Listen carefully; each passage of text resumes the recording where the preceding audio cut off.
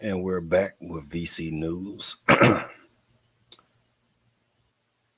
This title of this one is We Don't Deserve This. The devastating impact of oppressive U.S. sanctions. Residents, some of them wearing a face mask to avoid the spread of the new coronavirus, wait near the empty containers to be filled with water provided, by a government water truck in the neighborhood of Patar in Caracas, Venezuela, Monday, June 15, 2020. Water shortages have continued to deepen in Venezuela at a time when the threat of the coronavirus makes washing hands even more critical. For the day of the Lord is near for all the nations. Just as you have done, it will be done to you. Your dealings will return on your own head. The sins and misdeeds of the United States sordid foreign policy record of imposing debilitating sanctions on nations she has adversarial relations with was scrutinized and called out in a new report. The We Don't Deserve This. The Impact of Consequences of U.S. Sanctions report is an independent review of America's practice issued by the Sanctions Kill Coalition, a collective of social justice and human rights organizations. The report was released September 12th. A Sanctions Kill webinar sponsored by the United Anti-War Coalition was held virtually on September 12th to discuss U.S. sanctions in Latin America and Africa and to introduce the report. We want to show the extent of the U.S. crime, which has been denounced again and again in the United Nations General Assembly by a whole list of countries, said Sarah Flounders, co-founder of the International Action Center and moderator of the webinar. That hasn't stopped the U.S. government, she added. Ms. Flounders questioned how far the U.S. was willing to go in its lawlessness and criminal enforcement of sanctions. In recent decades, the U.S. has increasingly used sanctions as an instrument of foreign policy, said the report's introduction. Okay, let me give you another picture. Okay, you got it. There are a growing number of voices in nations worldwide that express deep criticism of the U.S. sanction regime. Some rights advocates charge America's actions as crimes against humanity. We need to keep in mind that what the U.S. is doing around the world is illegal. It should be resisted by nations, said Margaret Flowers of popularresistance.com. What we're doing in all of these countries is driving isolation of the United States, she added.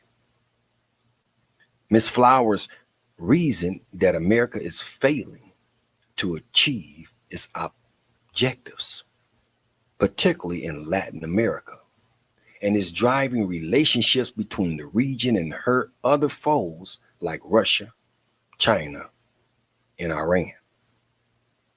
The Sanctions Kill website pointed out that there is a disparity between sanctioning nations and sanctioned nations. Countries imposing economic sanctions are the wealthiest, most powerful, industrial developed countries with the intention to choke the economies of poor formerly colonized nations, said the website. Others observe the sanctions are a part of America's fiendish policy of maintaining hegemony, hege- hegemony as a global thug, even as at the expense of the innocent. The Honorable Minister Louis Farrakhan of the Nation of Islam has been a voice warning America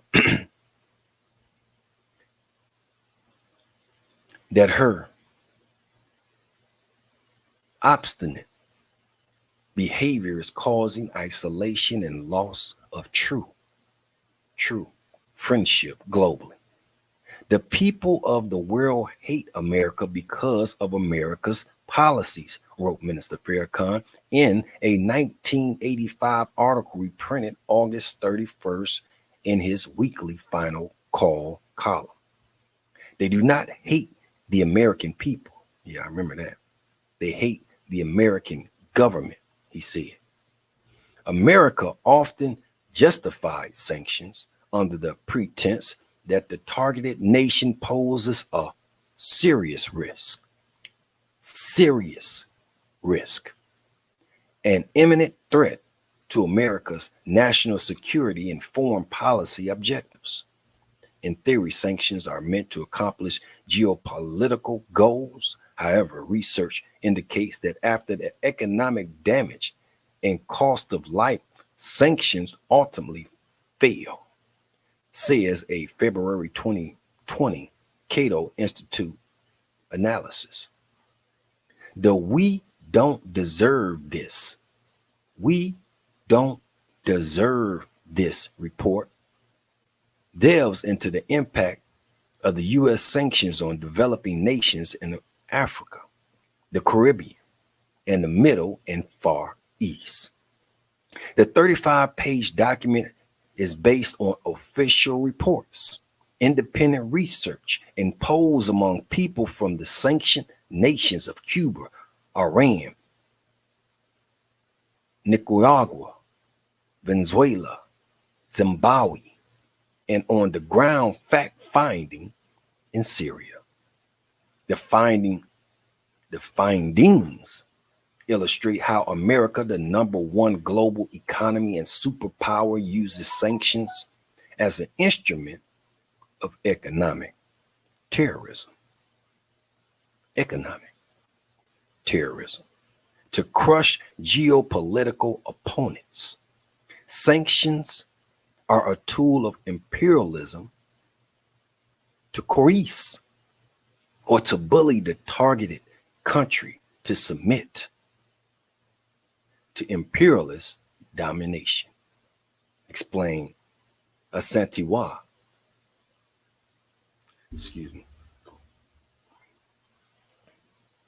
Numa Toure, Kwame Toure of Black Alliance from Peace for Peace, an anti-imperialism organization. Miss Kwame Toure gave an overview of U.S. sanction regimes as a mechanism that the U.S. has lengthy history of using going back to the 1940s. She said the practice often harms the target nation's most vulnerable citizens, the young, the elderly, sick, and disabled people, which is against international law. Kwame Toure, I remember seeing him at the Million Man March and doing all my research and things. He was a fighter all the way to the end. And yes, we gonna get it. We gonna get it. If you don't understand that, I don't know what to tell you. But let's keep going. International conventions like the Geneva and Nuremberg conventions, the UN Charter and Universal Declaration of Human Rights all prohibit targeting defenseless civilians. Some observers characterize sanctions as nothing less than the most brutal form of warfare. To implement sanctions means restricting relations between a country and the global community of nations.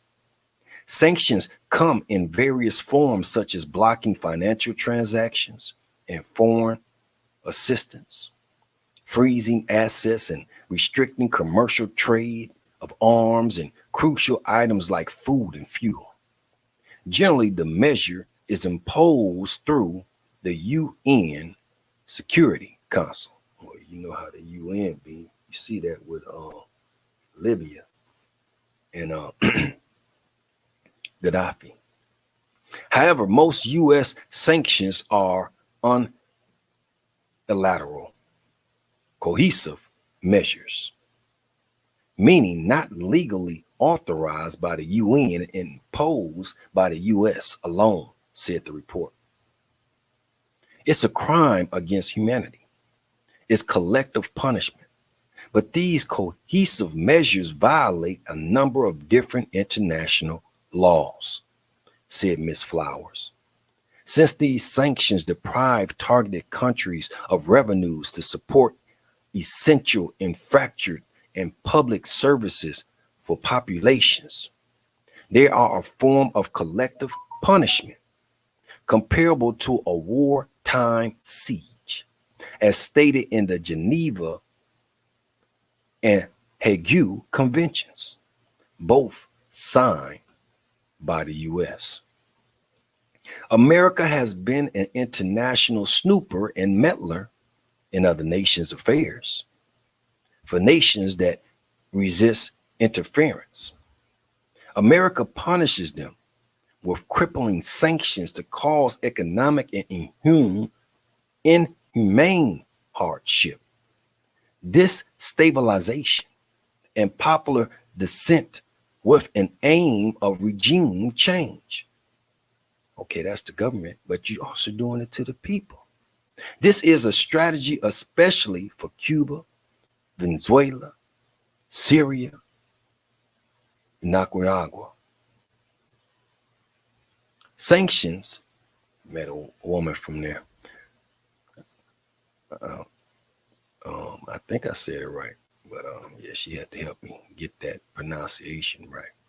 Sanctions as a destabilizing tool has been Washington's modus operandi for decades.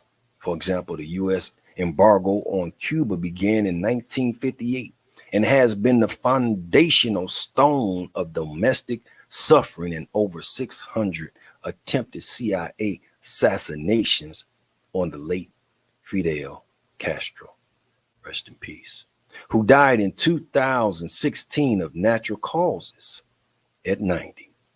In 1986, America sanctioned the socialist Libyan Jamahiriya led by Muammar Gaddafi. He has a book called the Green Book. I think that's the name of it. It's a book I think you should get. It's a good book if you can get it. With economic, trade, and travel bans that adversely affected the Libyan people. The sanctions were for alleged involvement in terrorist attacks against the Rome and Vienna airports in December 1985 and lifted in 2004 after Libya agreed to relinquish its nuclear weapons program. 7 years later, in shameless duplicity, America re-sanctioned and invaded Libya and backed the killing of Mr. Gaddafi. In August 1990, grueling sanctions were imposed on Iraq, originally intended to force Iraq to withdraw from neighboring Kuwait. It's disputed territory at the time. According to several studies, decades into the early 2000s, sanctions drove mass poverty upward of 350 Iraqi deaths, including children. In August 2011, former President Barack Obama determined Syrian President Bashar al-Assad must go. Must go. Salutes up to Rina, to now, and signed an executive order that froze Syrian government assets, banned importing Syrian oil, and legally barred American investing and trading with Syria. Then Secretary of State Hillary Clinton assured the measures would strike at the heart of the regime, rendering it unable to fund its security forces and harden the punch for regime change. Now, 10 years later, Mr. Assad is still there. These only a few examples. The acerbate, I don't know if I might have butchered that word, the exacerbate the suffering of the entire civilian population during a severe health crisis to force regime change is morally corrupt and blatant disregard for basic human rights. The report further stated, the report cited a mixture of voices from the sanction, describing their quality of life under embargo. The embargo that President Joe Biden is enforcing. Interesting. Yo, go Joe. You remember that?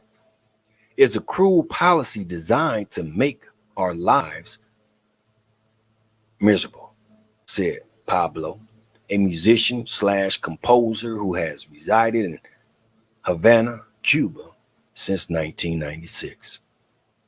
He compared the U.S. government embargo to a cop with his knee on the throat. We can't breathe.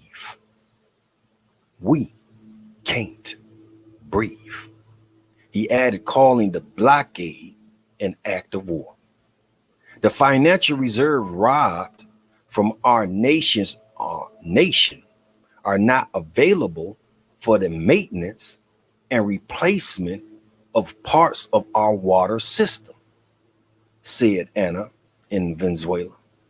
Sometimes there is no distribution of water for months, forcing people to walk long distances carrying water, which is harmful to health, hygiene, and the economy. Hands their back. Some people who are not able to carry water, like the elderly and disabled, must pay high prices for it. Anna said. U.S. sanctions affect a third of humanity, with more than 8,000 measures impacting 39 countries, 1/3 of which are in Africa. Sanctions, we can see, are very deliberate, elaborate, and strategic, designed to cause the most harm to the most people, said Ms. Kwame Ture. The report details America's offensive record, which she must be accountable for, as past empires reaped what they had sown. She must get a taste of what she has put upon other people, wrote the Honorable Elijah Muhammad, the eternal leader of the Nation of Islam, in his book, Message to the Black Man in America. And if you're a black man in America and haven't read that book, I don't know what you waiting on. Charlemagne the God didn't read that book. Nipsey Hussle didn't read that book. T.I. didn't read that book. Brother, let's keep going. In a section called Make America Know Her Sins. Make America Know Her Sins. He wrote, America's troubles are by divine decree, and God himself is stirring up the nations against her for the trouble she has fostered in foreign lands. A key finding in the report was the disturbing impact of U.S. sanctions on nations fighting the Candy Yam Bam Bam scourge. According to the UN, sanctions hindered the response to Candy Yam Bam Bam, resulting in many people dying and the pandemic spreading further.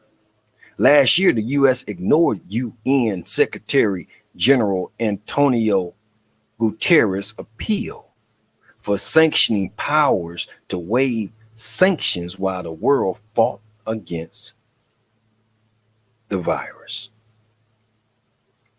The administration of former U.S. President Donald Trump added over 240 new sanctions to Cuba.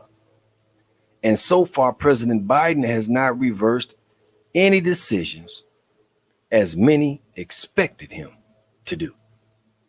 Although Cuba has one of the highest rates far as good, satisfied, qualified doctors in the world coming out of their educational system. Although Cuba was successful in developing safe Candy Yam Bam Bam vaccines and treatments for the Cuban people, the embargo blocked supplies like syringes from coming in. A 2020 report from Alina Dohan, the special rapporteur on the negative impact of the unilateral cohesive measures on the enjoyment of human rights in the course of the Candy Yam Bam Bam pandemic, condemned the U.S. hardline sanction regime.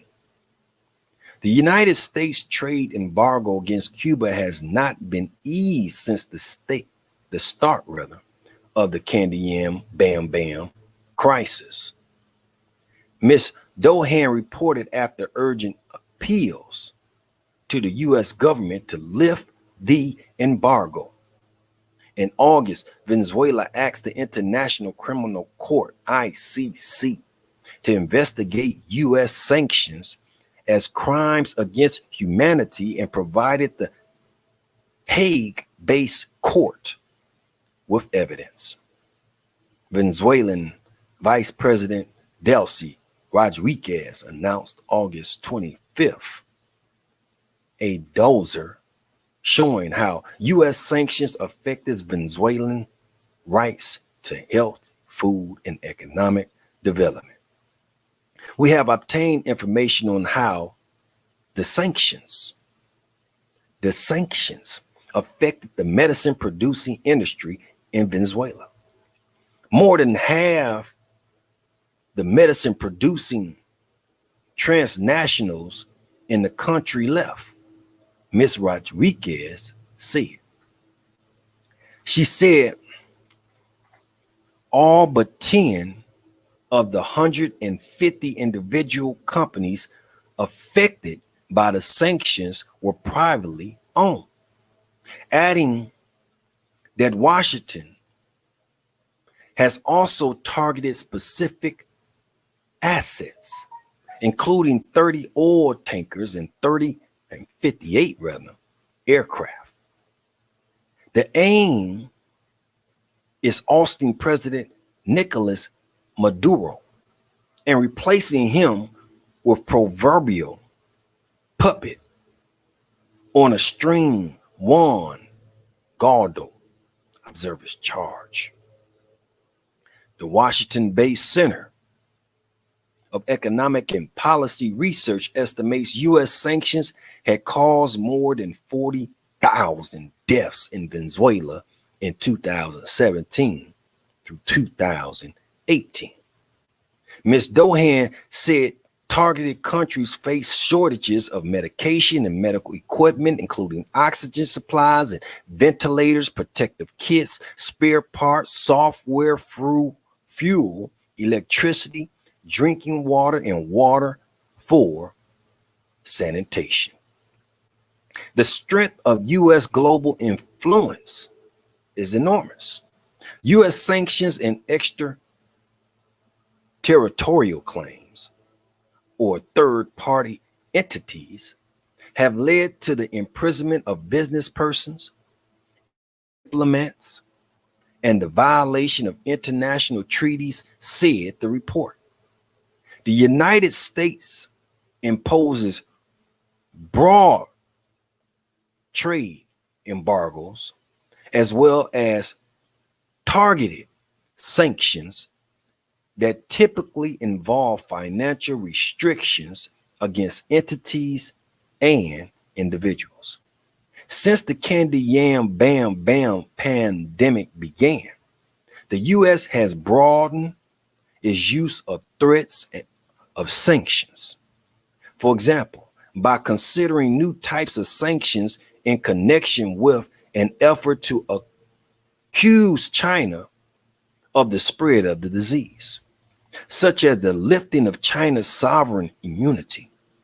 The United States enforces its sanctions extraterritorially. Thus, foreign entities and individuals dealing with sanctioned countries can face United States penalties if the United States claims jurisdiction over an element of the transaction, such as the use of US dollars. Omo Clay of the New York-based December 12th movement said despite unjust sanctions, he observed targeted countries move forward. These countries that are battling sanctions, on the other hand, are doing tremendous things, pushing their country and development forward, stated Mr. Clay. Mr. Clay was speaking on Africa, Zimbabwe, and strides made despite U.S. sanctions and international pressure. In the midst of sanctions for decades, they're producing their own vaccines for the people precisely because imperialism uses medicine as a weapon against the people, he pointed out. The United States has had Zimbabwe under sanctions for over 20 years. It was targeted because they had the audacity to liberate themselves, seize the land that was taken from them, and turn it over to the people, said Mr. Clay. And with that being stated, family, I hope you enjoyed that.